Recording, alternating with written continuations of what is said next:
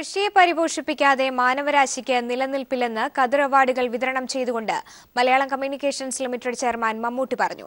ആലപ്പുഴയിൽ നടന്ന ഖദർ അവാർഡ് വിതരണ ചടങ്ങിൽ രാഷ്ട്രീയ, സാമൂഹ്യ, കാർഷിക മേഖലയിലെ നിരവധി പേരാണ് പങ്കെടുത്തത്.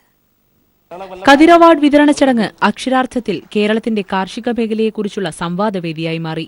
മനുഷ്യൻ കൃഷി ആരംഭിച്ചത് ഒരുപക്ഷെ ചെടികളും മൃഗങ്ങളുമായിട്ട് മനുഷ്യരുണ്ടാക്കിയ ഒരു കരാറിൻ്റെ ഭാഗമായിട്ടാണ് നമ്മൾ 12,000 വർഷം മുമ്പ് കൃഷി ആരംഭിച്ചത്.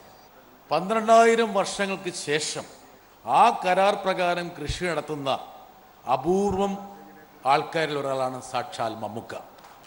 തെല്ലും അതിശോക്തി ഇല്ലാതെയാണ് ഈ കാര്യം ഞാൻ പറയുന്നത്. അദ്ദേഹത്തിൻ്റെ തോട്ടത്തിൽ അദ്ദേഹം പശുക്കളുടെ പാല് എടുക്കാറില്ല. ആ പാല് പശുക്കിടാവിന് അവകാശപ്പെട്ടതാണെന്നാണ് മമ്മൂക്ക പറയുന്നത്. ഞാൻ എൻ്റെ പശുക്കളെ വളർത്തുന്ന പശുക്കളുമായിട്ട് നേരത്തെ പറഞ്ഞ സത്യമാണോ ഒരു പരിധി വരെയെങ്കിലും.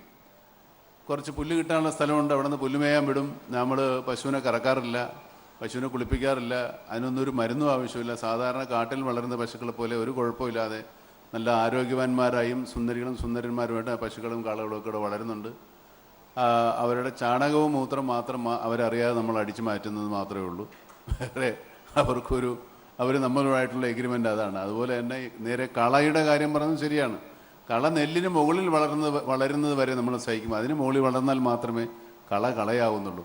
കള തന്നെ നാളെ ഉണങ്ങി ഈ പാടത്ത് വീണൊരു വളമാകുന്നു എന്നുള്ള സത്യം തന്നെയാണ്.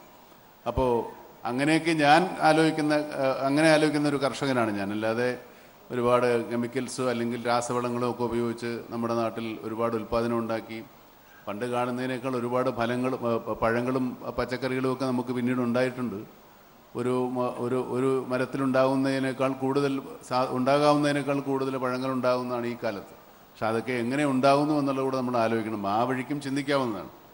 മലയാളം കമ്മ്യൂണിക്കേഷൻസ് ലിമിറ്റഡ് ഡയറക്ടർമാരായ A Vijayaraghavan, T A Siddhartha Menon, M Monayi, Moosa master, P K Karunakaran എന്നിവരും CPIM ആലപ്പുഴ ജില്ലാ secretary Saji Cherian, Alappuzha municipal chairman Thomas Joseph എന്നിവരും ചടങ്ങിൽ പങ്കെടുത്തു.